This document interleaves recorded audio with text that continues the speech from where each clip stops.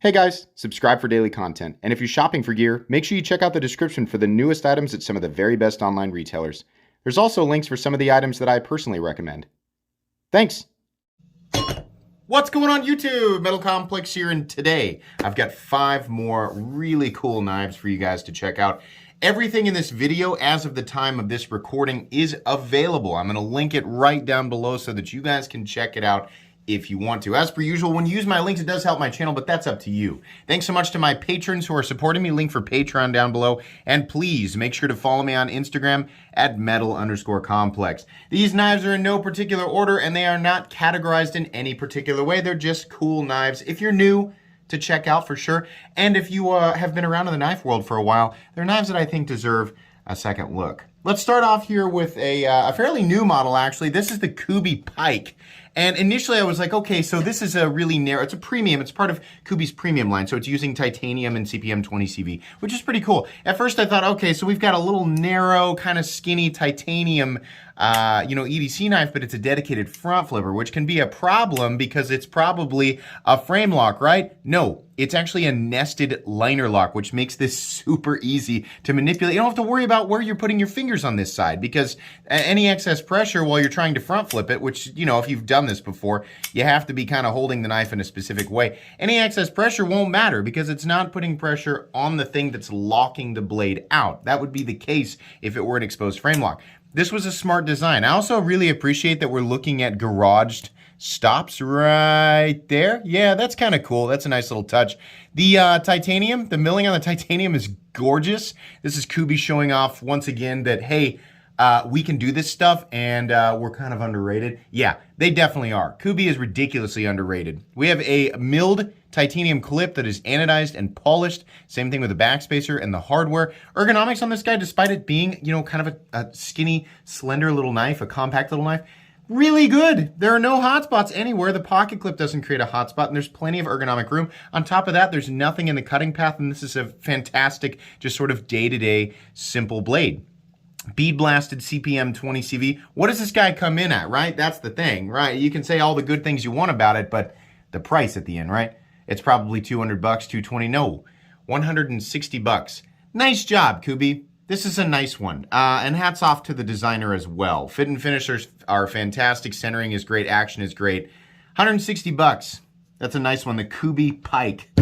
Moving on here, here's one that pretty much everybody knows about, but if you're brand new, if you just walked through the gates of the knife world, let me introduce you to a knife that's gonna be thrown in your face about 100,000 more times.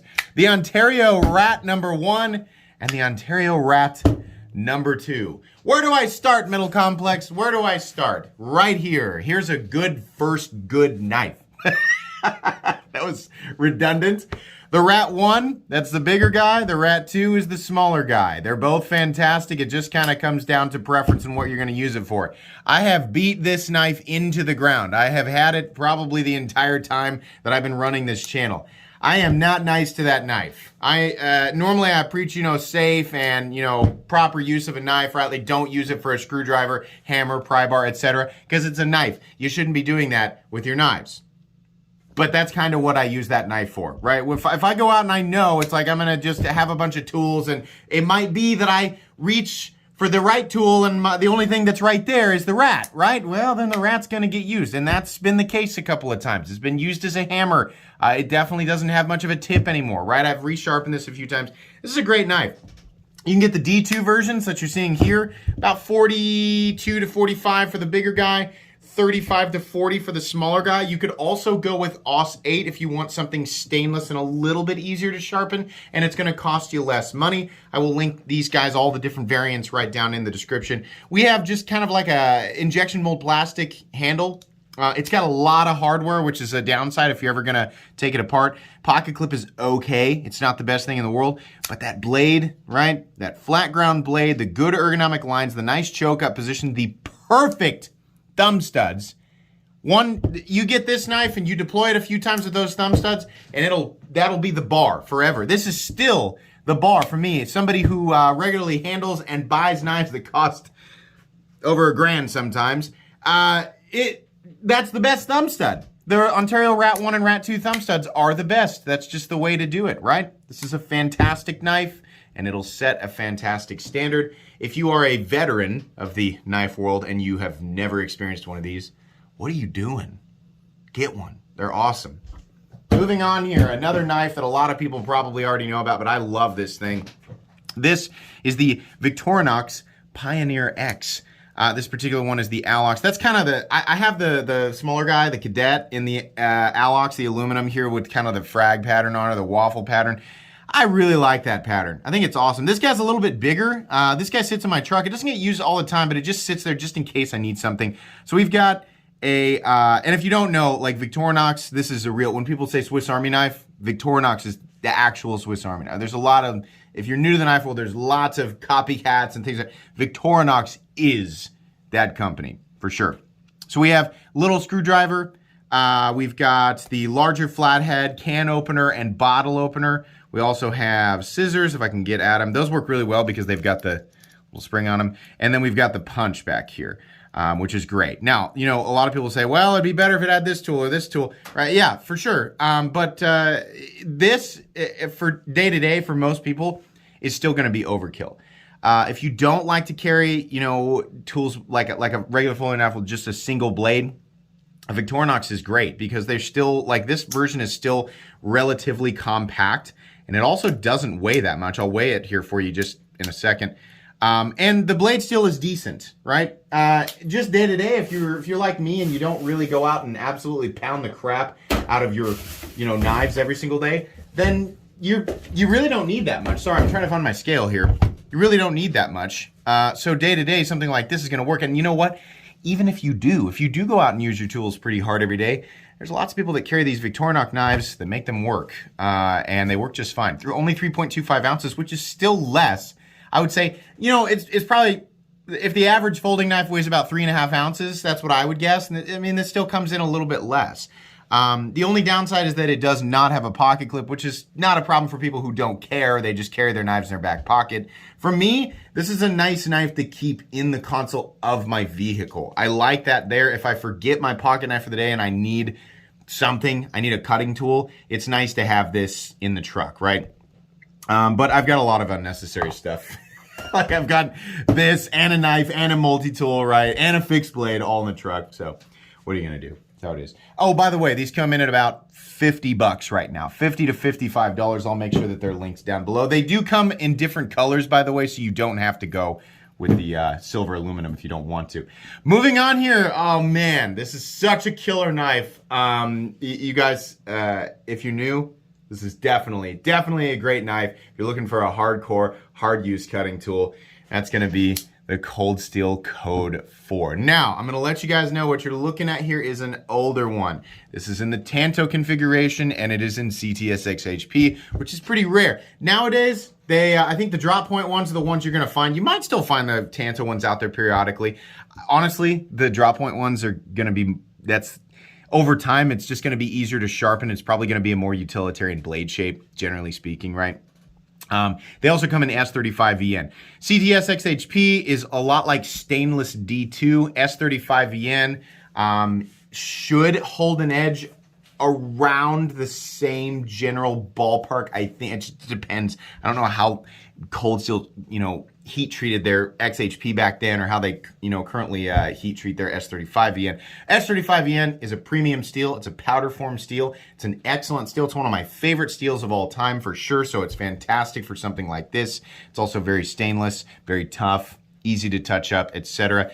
This is a nice thin but still large knife. So you're still getting, I believe these things come in at about 8.5 inches, is that right? No, 8.75, almost, but it's about 8.6. Blade length is coming in something like 3.65, and then your cutting edge is coming in just shy of 3.5 inches. This is a full-size knife utilizing the triad lock. And if you don't know what the triad lock is, I can't believe you've not had a crazed Cold Steel fanboy scream it in your face while you're trying to order a bagel somewhere. But yeah, it's the strongest lock in the world. There, I'll go ahead and say it for him, right?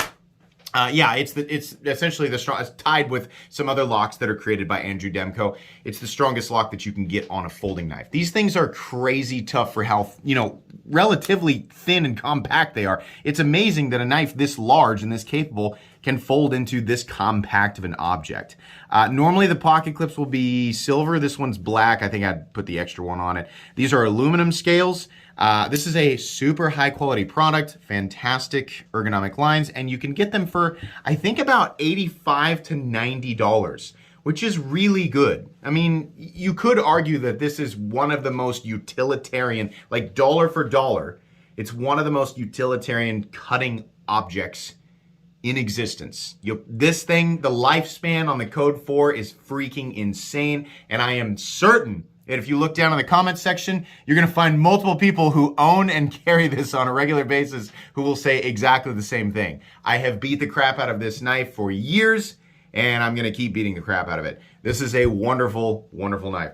And then finally, we've shown a bunch of knives in the anywhere from the budget territory to the kind of reasonably high price territory. We're gonna talk about an expensive knife. A big, crazy, unnecessary, expensive knife. But what does it need to qualify for this list? That's right, it needs to be cool. And then I get to decide that. This knife is definitely cool. This is the Medford 187 DPT, and it is a freaking thick boy.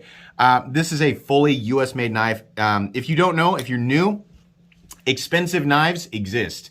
And by expensive, I mean really expensive. This guy's gonna come in at about $500. This is a DLT Trading exclusive in CPM S90V. The entire thing, the entire frame is made out of titanium.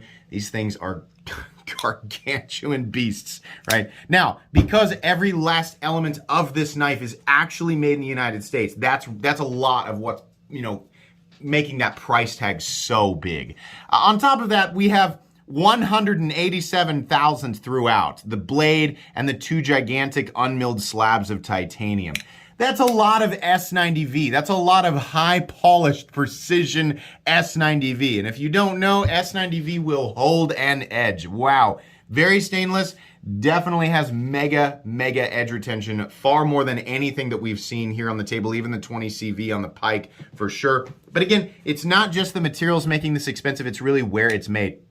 For those people who are somewhat familiar with Medford knives, they kind of were known for a long time as these big clunky things that were just kind of expensive for the sake of being expensive. And while you could still make a partial argument for that, I gotta point out, as somebody who has owned many Medford knives over the years, these new ones are freaking insane. If you haven't noticed, the action on this is ridiculous. I did not do anything to this. That's how they come now. The polish on the blade, oh my gosh, this tumbled finish is fantastic. The titanium is fantastic. It's actually 10 times easier to disengage that lock. It used to be impossible to disengage these things because they were so thick and so tight, but they still maintain being completely and totally solid.